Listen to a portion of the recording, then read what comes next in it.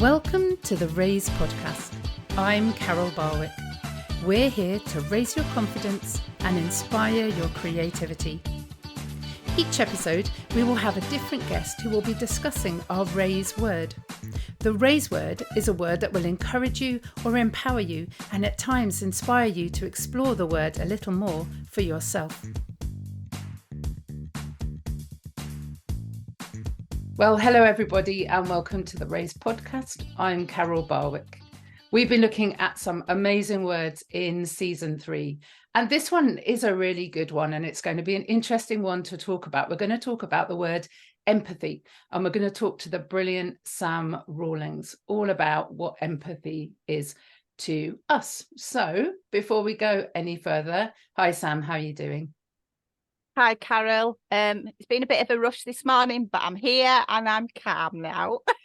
Thank you. Thank you so much for doing this, Sam. So before we dive into why you've been rushing around and what you do, what does the word empathy mean to you?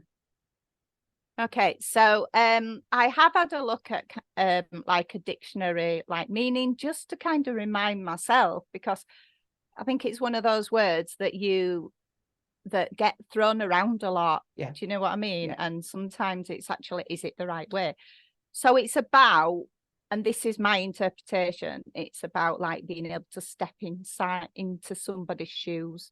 So it's not like telling them what to do, it's more kind of giving them that encouragement and that guidance, and that actually that like I'm getting, I'm able to validate what's going on for you. Love that. That's great. So was the dictionary definition stepping into somebody's shoes? Was that kind of what it was saying? Yeah. That's great.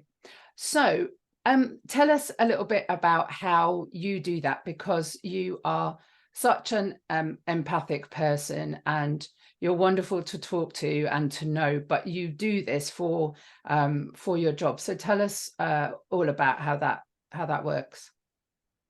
Okay, so I have 2 roles at the moment. I guess it's been quite a long journey, but if I kind of say where I am now, so I'm a school counsellor. I work in primary and secondary schools, and that's one-to-one with children and young people, just giving them that support and just being there for them. Sometimes it's just holding them. Yeah. Depending on what's going on for them. Then I also am doing drop-ins at the moment at one of the schools. So that is a little bit different. That's like 15 minutes, 10 to 15 minutes, just giving them that space.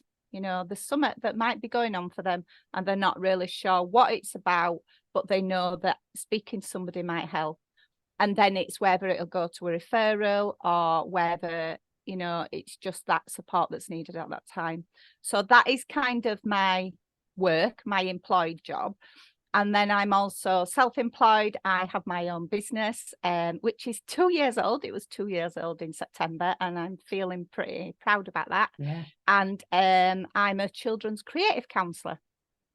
And I work with children and young people from 6 to 19. However, the majority of the children that I seem to get are from year 6 in primary school and upwards to about 15, 16. That seems to be the majority of the families who are asking for that support. Yeah. And when I say creative is the word. If I had the space, if I had a huge field, I would have everything out that was possibly arts, crafts, music. I use lots of emotion cards, books, puppets. Puppets have become quite popular recently. Lego, stones, shells, natural things like conkers, whatever's seasonal. Sand is a big one as well. I could go on and on the amount of different things, but the way I do it is very much what the child or young person brings into the room. Yeah. And that is kind of how I work. It's about allowing them to make them choices, and sometimes having too much out is overwhelming as well. So it's almost like, again, going back to that validation, being able to like understand, actually, this is miles too much. This is making them too much, it's too much sensory exploration.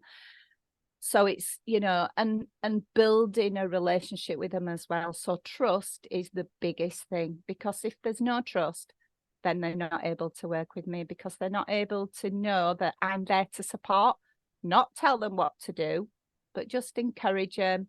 And let's create a toolkit or a toolbox so that when we finish working together, they're able to go away and know what strategies might help.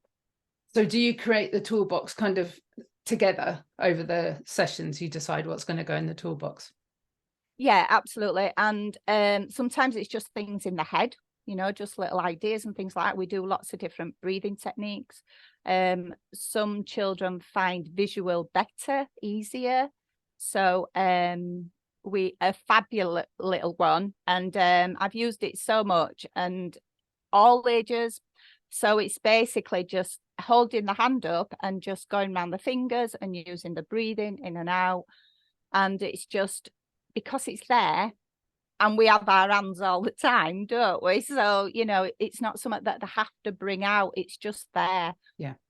I've had clients that have used it before they've gone onto the football pitch or things like that. And they've almost just been having the hand by the side so that they can almost find a way to regulate what's going on for them before they go to what they're going to do next, for instance, like football or going into school, or even just sometimes just going to a party, or going somewhere new. It can be so almost debilitating in some ways for some children, young people, because they've just got so much fear that something's going to happen. Yeah. I mean, I think everybody would agree that from the mental health side, our children are more in need than ever of having people that will listen and identify with where they are, hold space for them while they work through some things, and how important that is for them to develop, as children, and then into kind of adulthood. The more, I mean, for anybody, the more that you're listened to, the more that you're likely to kind of open up and become more of who you want to be in time. But I think empathy is so important, because you could kind of force them to open up and just say, right, this is what we're doing. You're here for my session, and I'm going to do it this way because that's the way I've always done it. But that just doesn't work. It doesn't work for anybody, really, because nobody really wants to be told what to do when it's about their feelings, because only they know how they feel. I wonder how easy it is to have that empathy when you first meet a child and maybe they haven't opened up to you. How do you kind of access that very, very early intervention with them? So one of the things I do is usually any contact with the family is usually through the parent or the caregiver, and that would be a phone call, and kind of get to know a bit about them, what their worries are as a parent and what their worries are about their child as well. So we go through that, and then the first time I meet the child or young person is with the parent. I hire a room, and it's up 2 flights of stairs. I always remind parents, or not even remind them, just let them know in advance, check that that's okay, because it's important for me to include that parent as well. Yeah. Because then the child can see, actually, oh yeah, she's all right, she's okay with me mum or my dad or whoever as well. And I think that's really important for that child to be able to see that. Yeah. And then then I invite the parent into the room for the first session, not for the whole session. And sometimes I'm not sure if it's the child or the parent who's holding on and doesn't want to go. Yeah. And that just helps them reassure. Again, I've got lots of things in the room, so even if they don't want to be involved in the chat, you know, they're not ready to speak to me. We have fidgets. I mean, fidgets are amazing. They just, you know, there's lots of different fidgets and lots of things that are almost like icebreakers. Yeah. So Connect 4, yeah, it's a fabulous game. And sometimes that's all that they want to do. They just want to play games. So I very much kind of give them that space. It's important for me not to, like, you know, overwhelm them by just being there and being putting that pressure on them, and just allow them to have that space. We usually do something called the blob tree. Yeah. And again, it's kind of like where they are now and where they want to get to. So just giving me little gentle ideas, lots of observations from me, just to kind of see how they're managing. And I think when I think about that, that comes back from my nursery years. I did a 2-year NNEB, which doesn't exist anymore. Yeah. It's kind of gone. It's changed as the qualifications. However, the biggest thing that I learned about was how to observe. Okay. So yeah. you become a watcher, you know, more than out. And those skills are really important to give a child a space, and holding them and being there for them. Yeah. Yeah.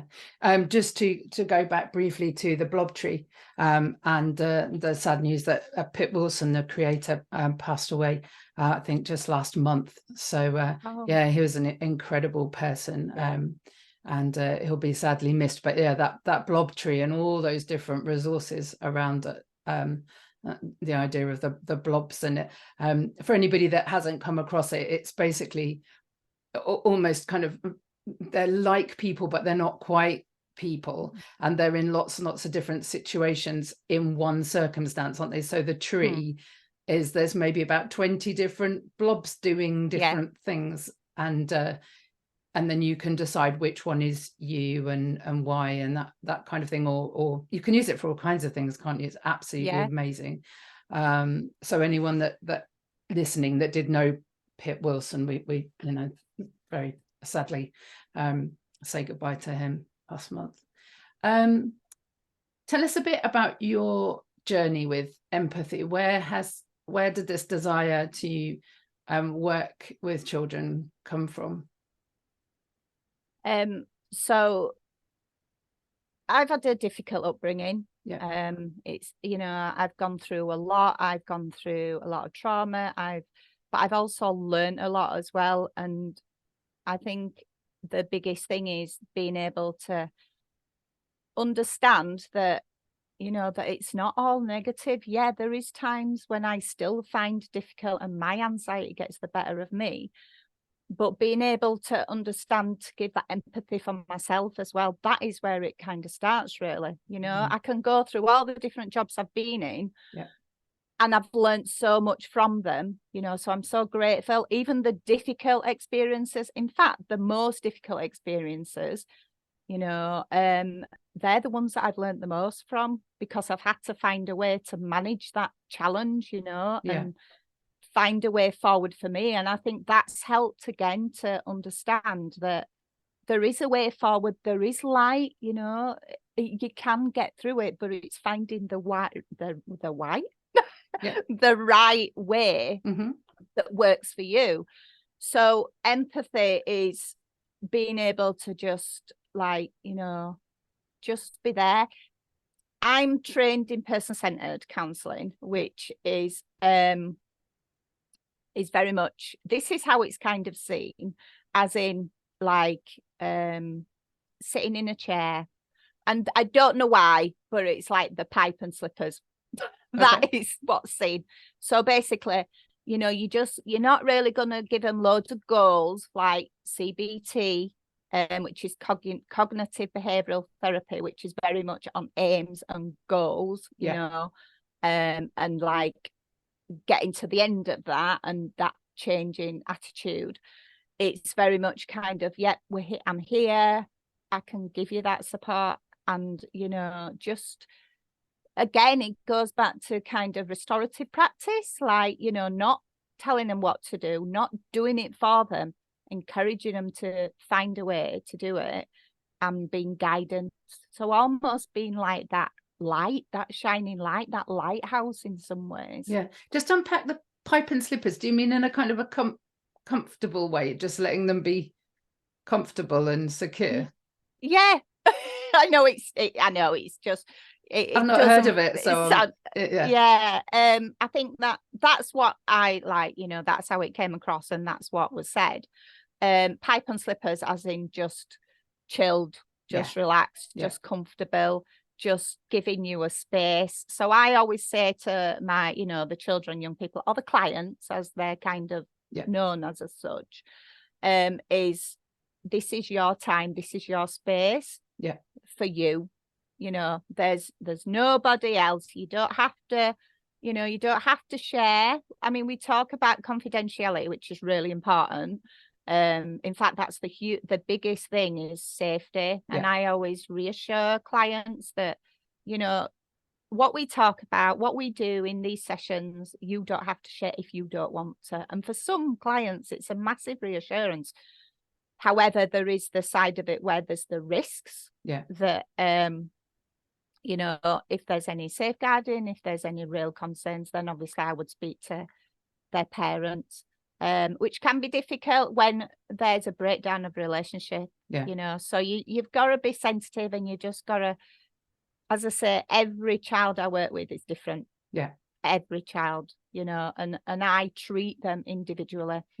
And that's where the empathy, it doesn't stop, but the legality has to override, doesn't it? Because that's for their ultimate safety. And I think that's really important. Really important.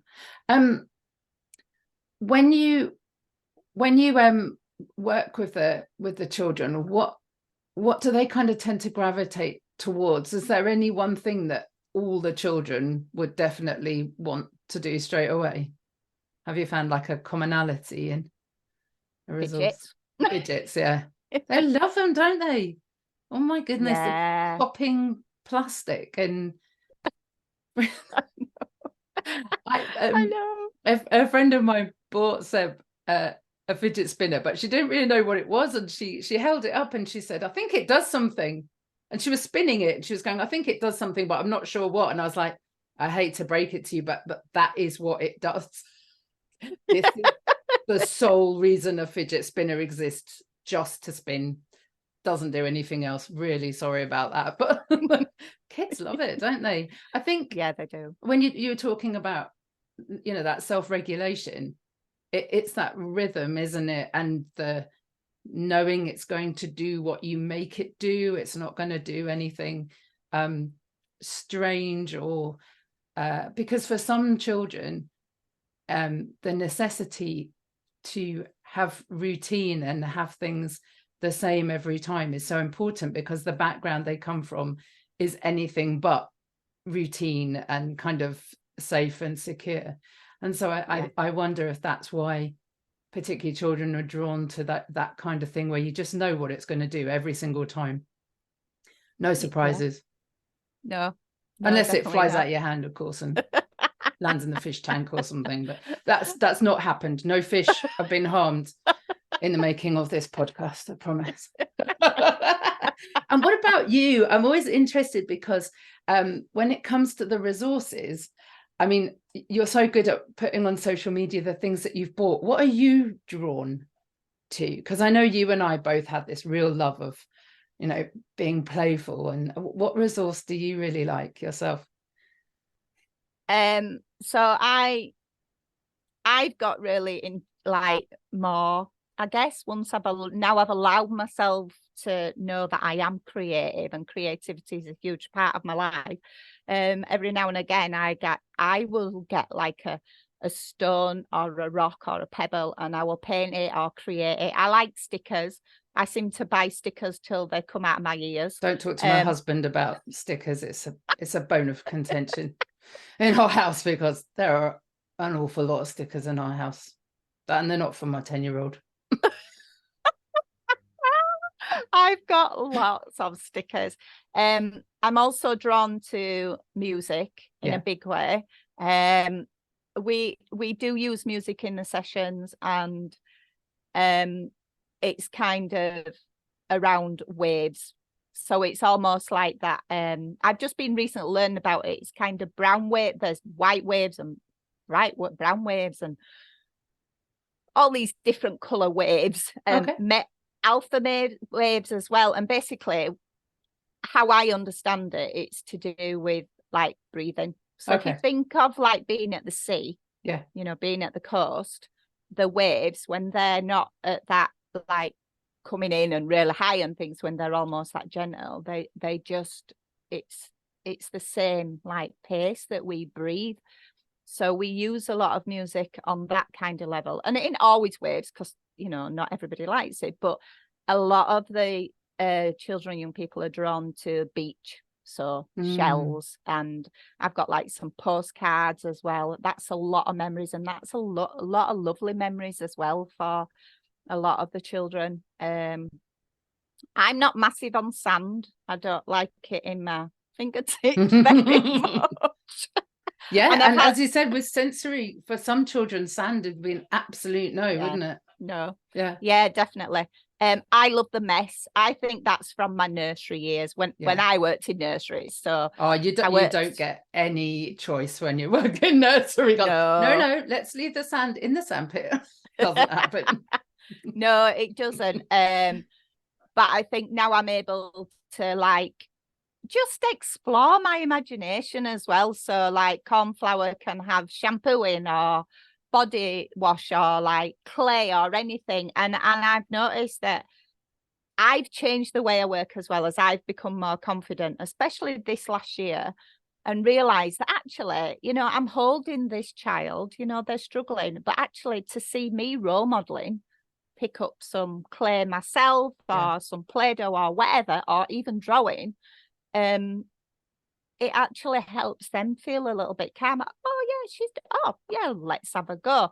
And one of the things we're drawing, so I used to work at Place to Be. I volunteered for 2.5 years at Place to Be after I qualified.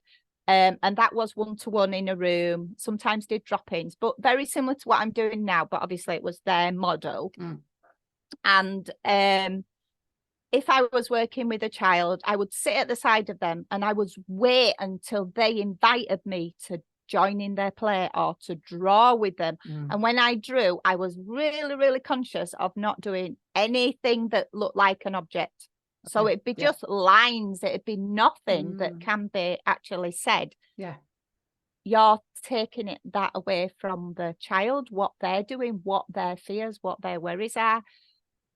I've learned now that actually it is okay, and sometimes clients will say to me, Sam, what do you like? Why draw what you like, so I'm giving them that empathy, I'm showing that actually I have got that empathy, I'm not copying you, I'm not doing your thing, but you're inviting me in a different way, and it's changed the way I work quite a lot.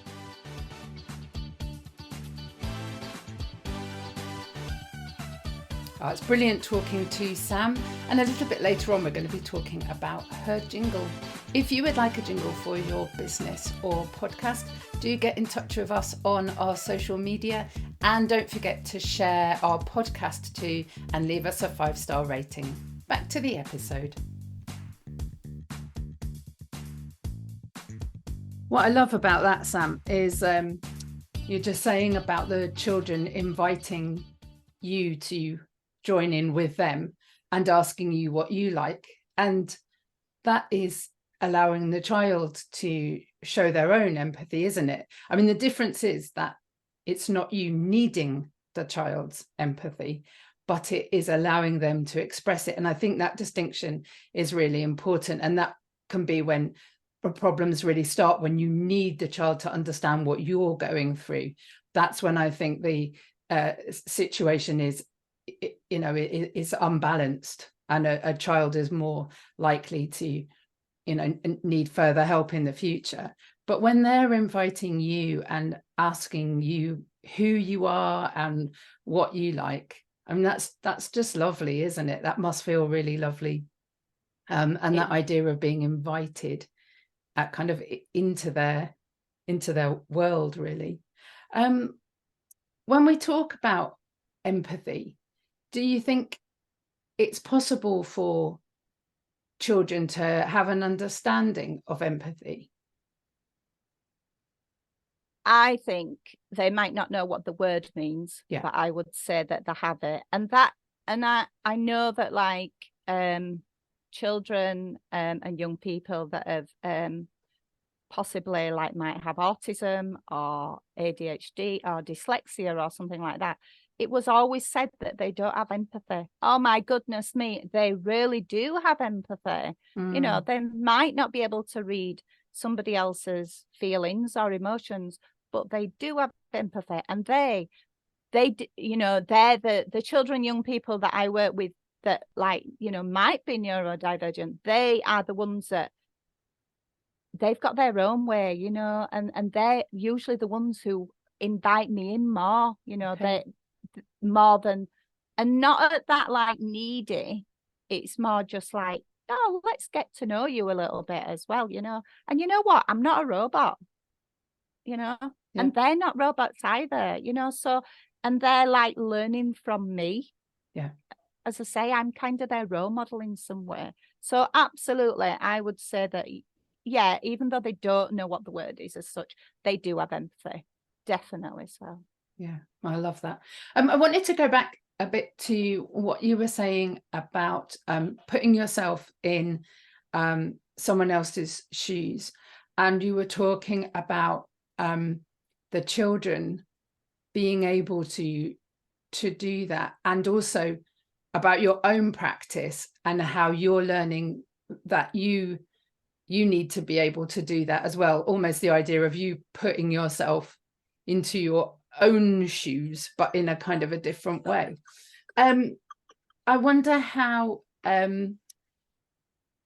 does that, are there any times when that affects you when you're doing your own kind of private practice? Have you had times where you've felt like, oh goodness, this is tapping into something in me? What happens then? Yeah, I have. Yeah. And again, I think it comes back to like, I'm not a robot, you know, I have feelings. I have, you know, I have times that I struggle. As I said, I've kind of like, I've gone through a life where it's not been easy, you know, but I've learned ways. I'd say that I'm resilient as well. And, you know, I think that's a good thing to have, but also it can be not a good thing as well, because you can almost rely on it too much, you know? Yeah. So, I'd say that those are the times that obviously I have to have supervision. It's a part of being a counsellor, to have supervision, and just that they like you having them check-ins. I check in sometimes, but also like monthly supervision where we would like bring up things that I might find difficult. And if I go back to again when I first became a counsellor, to start with, I didn't even realize that I wanted to be a children's counsellor. I was looking at because I'd done an adult course where if I wanted to like have go back a bit. So we had to have 100 hours as in placements. Yeah. And I had 2 placements. One was a Well Women in Wakefield, and then there was another one in Leeds called Phoenix. So they were all both with adults. My whole career up to then had been working in nurseries, you know, and schools and things like that. So I think at the back of my mind, I still wanted to work with children, but I had to have an extra 50 hours on top to be able to do that. And I mean, and this in the time of COVID, you know, our lockdown. So it was all face to face. However, just trying to fit it all in as well, around my job and my, you know, my children as well, who were 10 years ago, we're in the 20s, but still that need, you know, and young grandchildren, then it were difficult. And so I kind of stepped away from it and just went with the 100 hours and kind of left it at that. Went for several interviews for like volunteering, and one of them is called, I can't remember what the name of it. So basically it was to support people from 16 plus who were classed as survivors. Okay. And I went for the interview and everything, and it was called Mosaic. Yeah. And I didn't go back for the second interview. It was just it didn't feel right. There was something about it, and I just didn't feel right. And then I was working in a children's home. So this is 2018, and I just started there, and I'd done loads of training called Survive, which is in York, and it was to do with PTSD and trauma based like responses and things. And I was ready to start and everything, and I had a client who was 16, and I thought, oh, this went really well, you know, real positive and everything. Anyway, to cut a long story short, I went into the children's home 3 weeks in, and I broke my foot. Oh, goodness. I broke my foot running up the stairs. I think I just wanted to go. Oh. Didn't go very far. In that 9 weeks that I was off work, I realised that actually my passion is children. My passion is children and young people. So that is when I contacted Place to Be and realised that that was the route that I wanted to go down, to be able to. But coming back to empathy, there's a lot of times where I don't give myself that empathy. And I know that, you know, I almost have to think sometimes, you know, look at how you support these clients. Look at your gentleness, you know, your care and your compassion and your empathy for them. And I almost have to say, just look in the mirror, you know, just look in the mirror and remind that you're important too and you matter, you know, and that you deserve to have this empathy for yourself. Yeah. I had a very, very poignant moment a few weeks ago, when I was really kind of beating myself up over something, and I literally realized that I more or less phoned somebody up and said, can you come round and, you know, beat me into a pulp, please?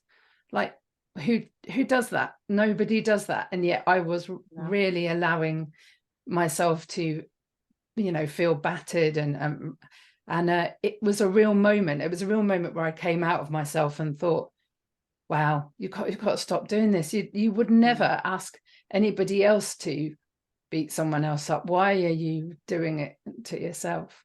But I think having empathy for yourself is often the very hardest thing. And I mean, they say that we're our worst critics, don't they? But it's always so much heavier than that in many ways.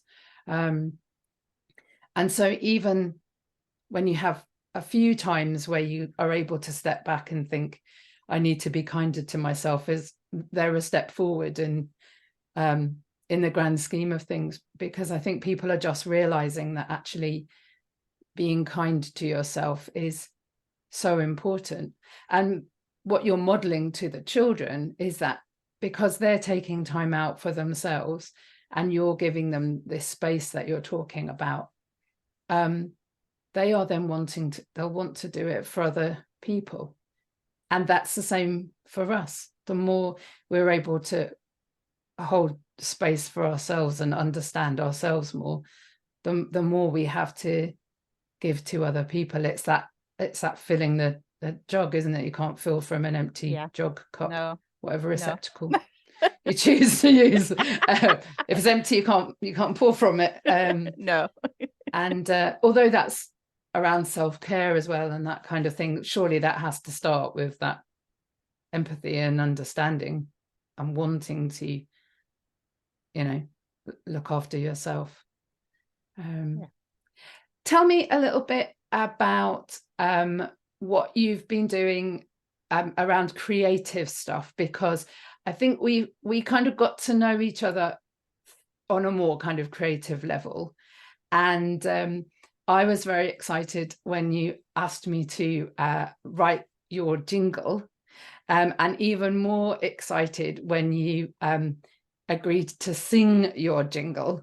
And I loved the whole process of that. Tell us a little bit about what that was like for you.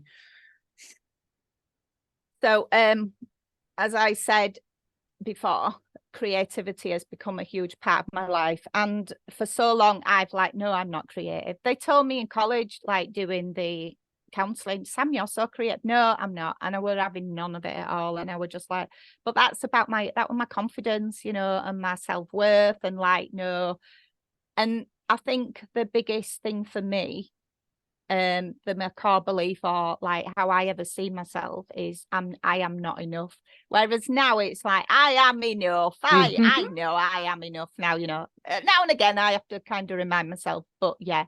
So I think when I saw like that you were doing these business jingles, I was drawn. I love singing. It's a huge part of like I call it my high vibes, you know, my real positivity, when I feel good about myself, but I'm also able to recognize when it brings up emotions and feelings as well. Yeah. I'd say I'm really tuned into music. Both my daughters sing.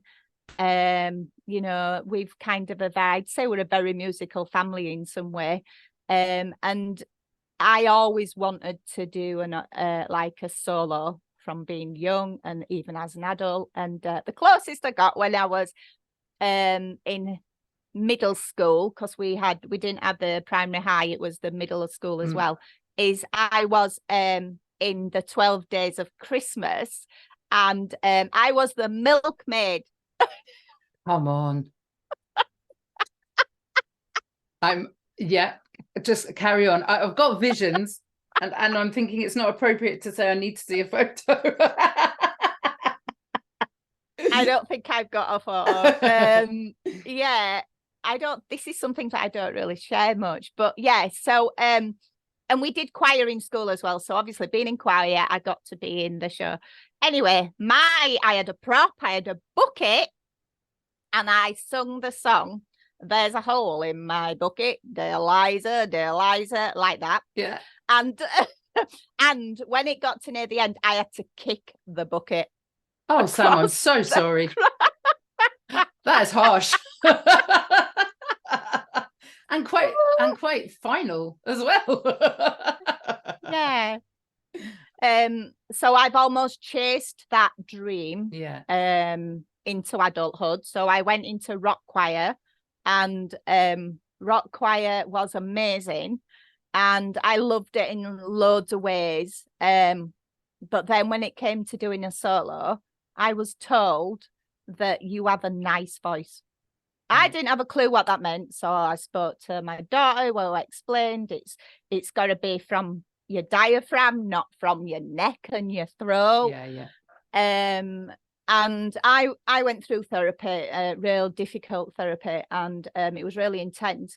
But at one point, when we were doing breathing exercise and things, I was like, I recognize this.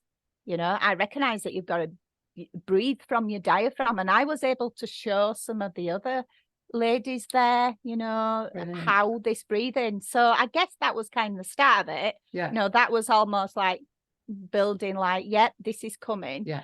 And it still took years later, so 10 years later, and I've been in choirs and things, and I've never got the solo I wanted to do. Yeah. Last year, I went to an amazing retreat, a huge part of healing as well, and crying. Like 99% of the weekend, I cried. And we did like Raising of the Phoenix on the last night, and my dream was to sing a solo. Yeah. And I did sing a solo. So they'd got like a song arranged and everything. We all sung it. And then I decided I wanted to sing it. So it's a Paloma Faith song, and it's called I've Got to Be Me. Oh, yeah. Brilliant. And so that were me doing my solo. Yeah. So coming to now, when I saw your you were doing the business jingles, I was drawn, you know, I don't even know what was going on in my head. I was like, music, singing, drawn. And then when you said like, and I already had in my head that I wanted to sing it, but I almost waited until you said, Carol, so would you like to sing? I'm like, yes, of course I would. Yeah. And the excitement, but the nerves, I mean, I must have like recorded it about 20 times. I am not enough. Wait a minute. I had to go back, and in the end I was just like, just stop, you know, you are enough. Yeah. Doesn't matter what it sounds like, squeaky voice, whatever, do it. And Yeah. I did, and I was so grateful that I was able to do that. And then it's kind of developed from there. So like you said, I invited you on as a guest. Oh, I didn't say that. So my series is called Let's Talk About Creativity, and you were my first guest, and I knew you had to be my first guest because you planted that tree for me. You gave me that choice and that love and that empathy to actually say that, Sam, you can do this, you know, and this is the starting point. Oh, you're gonna make me cry. Yeah. So you know, so that was where it all kind of started. So that business jingle isn't just a business jingle as in it's connected to like what I do as such. It's connected to my series, Let's Talk About Creativity with Sam, and it's flown. It's like, I can't believe how many episodes I've done. It's loads. So 1 minute, like six months ago, I kind of knew you were in the Mums in Business group. Then we did, you asked me to do the jingle. Then I suggested you singing it. And then suddenly you've got this massive series of Let's Do Creativity with Sam and talking to all these different people. Just wonderful. And I particularly love it because at the beginning of all of them, you use your jingle, don't you? And you dance. That is very good. I am here for that. I love it. And I mean, maybe it's not funny for some people, but it's almost like it's an unwritten rule that if you're a guest on my series, then, I mean, I'll be putting people off now if they're watching. It's kind of at the end, you know, it let's dance, because I want these episodes to, yeah, we do delve into some really difficult conversations, things, but let's finish on a positive, you know. Yeah. That's what it's about, you know. We have to experience all this stuff. It helps us learn, helps us grow, you know. And for some people it's more difficult than for others, but I think let's go back to that positivity, like I said, that I am not enough to I am enough. Yeah, you know. I am enough, I can do this. Yeah. And I think that helps people realize that actually, yes, you know, this is fun, being creative. They're connected to each other. Yeah. Being silly, you know, that is kind of me in a nutshell in some ways, you know. And I take it back to like all the working in nurseries and just being around children. It just brings you so much life and so much joy, and bad knees. All the flat nurse. You don't need to have bad knees to be on Sam's creative series, just to put that out there. The joyful bit, yeah, but no, we don't want bad knees. Do you know what I was hearing in that, which I've never really thought about before? I think when it comes to having empathy, we always think that it's going to be a negative thing, that you've got to make space for all the sadness and the worries, and you do, but it also means sharing in the joy. It also, if you're going to put yourself in someone else's shoes, you're going to walk the happy times with them too. And I think we forget that.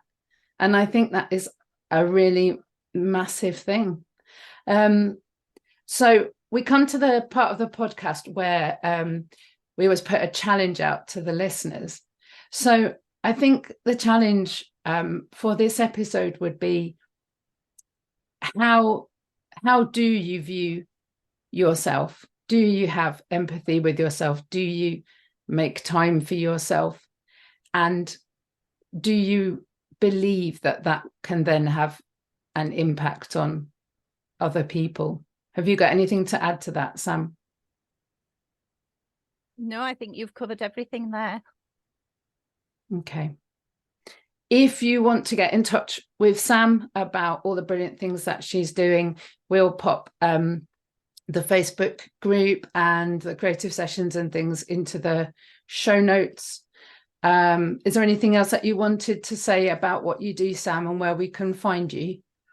Yeah, absolutely. So I've done quite a few collaborations recently to support families, and I'm starting a CIC next year.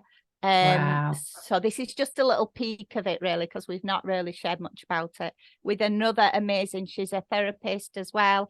And we've really connected with each other, and we're going to be like providing support for families on like a day retreat kind of thing, similar kind of like the way, you know, with the creativity, but also ensuring like relaxation and all that kind of stuff as well. Yeah. And that's starting next year. And then also as well, from January, I've had to put it back a bit because I'm doing a bit of extra work at the moment. I'm going to be starting like a coffee morning. And I know that's in like Leeds, but people are in Leeds or Wakefield can kind of access it as well. And it's for parents whose children and their self as well. So it's kind of a space, you know, because I realize that I've always worked with families and parents, but I think almost it was like, oh, it's the children. Actually, the parents are so important as well.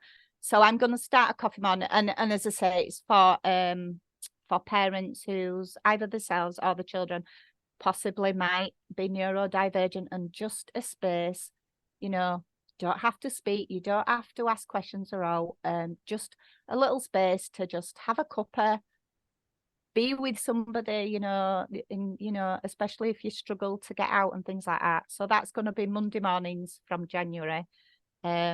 And there'll be some creativity in it, but not straight away. So there's no worries about I'm going to give you a paintbrush and a piece of pen, because that's my fear as well. So I would not do that to anybody else. Yeah. And then other things I'm doing,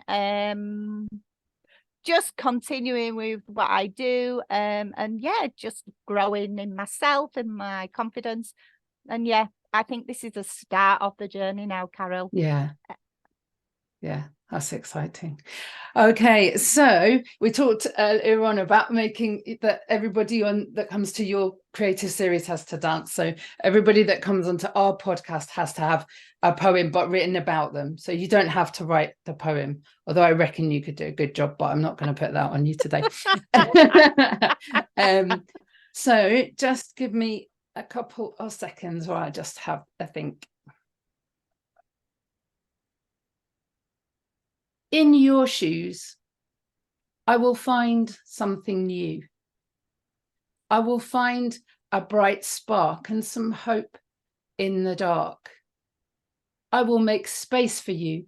There is a place for you. We understand.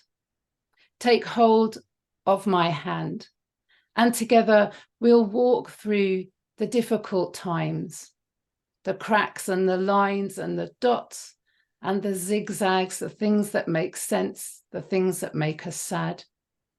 And I'll share it with you, and we'll share everything. Together, we'll become what we want to be. There you go. That is beautiful, and goosebumps galore going on here.